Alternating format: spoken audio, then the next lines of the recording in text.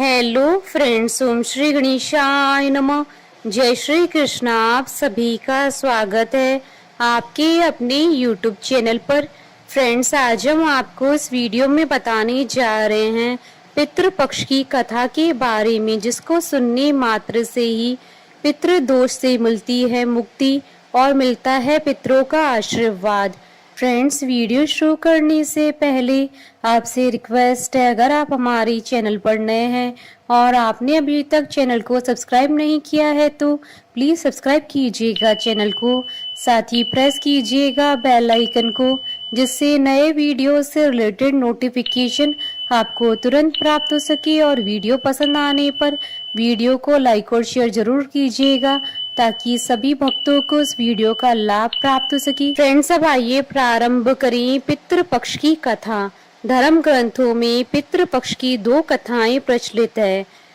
पहली कथा, महाभारत के दौरान कर्ण की मृत्यु हो जाने के बाद जब उनकी आत्मा स्वर्ग में पहुंची तो उन्हें बहुत सारा सोना और गहने दिए गए। कर्ण की आत्मा को कुछ समझ नहीं आया, वह तो आहार तलाश रहे थे।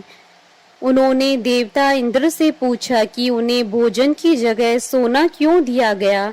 तब देवता इंद्र ने कर्ण को बताया कि उसने अपने जीवित रहते हुए पूरा जीवन सोना दान किया है, लेकिन अपने पूर्वजों को कभी भी खाना नहीं दिया है। तब कर्ण ने इंद्र से कहा, उन्हें यह ज्ञात नहीं था कि उनकी पूर्वज कौन थे, इसी वजह से वह कभी उन्हें कुछ दान नहीं दे सके। इस सब के बाद कर्ण को उनकी गलती सुधारने का मौका दिया गया और 16 दिन के लिए पृथ्वी पर वापस भेजा गया, जहां उन्होंने अपने पूर्वजों को याद करते हुए उनका श्राद्ध कर उन्हें आहार दान किया, तर्पण किया। इन्हीं 16 दिन की अवधि को पितृपक्ष कहा जाता है। दूसरी कथा, पौराणिक कथा के अनुसार जोगे तथा भोगे दो भाई थे। दोनों अलग अलग रहते थे। जोगे धनी था और भोगे निर्धन। दोनों में परस्पर बड़ा प्रेम था। जोगी की पत्नी को धन का अभिमान था, किंतु भोगे की पत्नी बड़ी सरल हृदय की थी। पितृपक्ष आने पर जोगे की पत्नी ने उससे पितरों का श्राद्ध करने के लिए कहा तो जोगी इसे व्यर्थ का कार्य समझकर टालने की चेष्टा करने लगा, किंतु उसकी पत्नी समझती थी कि यदि ऐसा नहीं करेंगे तो लोग बातें बनाएंगे। फिर उसे अपने मायके वालों को दावत पर बुलाने और अपनी शान दिखाने का यह उचित अवसर लगा। अतः वह बोली, आप शायद मेरी परेशानी की वजह से ऐसा कह रहे हैं, किंतु इसमें मुझे कोई परेशानी नहीं होगी। मैं भोगी की पत्नी को बुला लूंगी, दोनों मिलकर सारा काम कर लेंगी। फिर उसने जोगे को अपने पियर न्योता देने के लिए भेज दिया। दूसरे दिन उसके बुलाने पर भोगे की पत्नी सुबह सवेरे काम में जुट गई। उसने रसोई तैयार की, अनेक पकवान बनाए, फिर सभी काम निपटाकर अपने घर आ गई। आखिर उसे भी तो पितरों का श्राद्ध तर्पण करना था। इस अवसर पर न जोगे की पत्नी ने उसे रोका न वह रुकी। शीघ्र ही दोपहर हो गई। पितृ भूमि पर उतरे।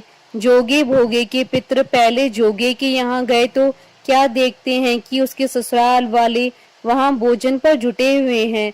निराश होकर वे भोगे के यहाँ आए। वहां क्या था, मात्र पितरों के नाम पर अगियारी दे दी गई थी।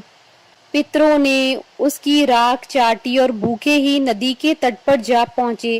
थोड़ी देर में सारे पितर इकट्ठे हो गए और अपने अपने यहाँ की श्राद्धों की बड़ाई करने लगे। जोगे भोगे के पितरों ने भी अपनी आप बीती सुनाई। फिर वे सोचने लगे, अगर भोगे समर्थ होता तो शायद उन्हें भूखा न रहना पड़ता, मगर भोगे के घर में तो 2 जून की रोटी भी खाने को नहीं थी। यही सब सोचकर उन्हें भोगे पर दया आ गई। अचानक वे नाच नाच कर गाने लगे, भोगे के घर धन हो जाए, भोगे के घर धन हो जाए। सांझ हो गई। भोगे के बच्चों को कुछ भी खाने को नहीं मिला था। उन्होंने माँ से कहा, भूख लगी है।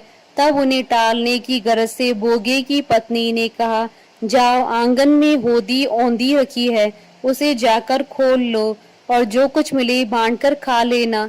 बच्चे वहां पहुंचते हैं तो क्या देखते हैं कि होदी मोहरों से भरी पड़ी है।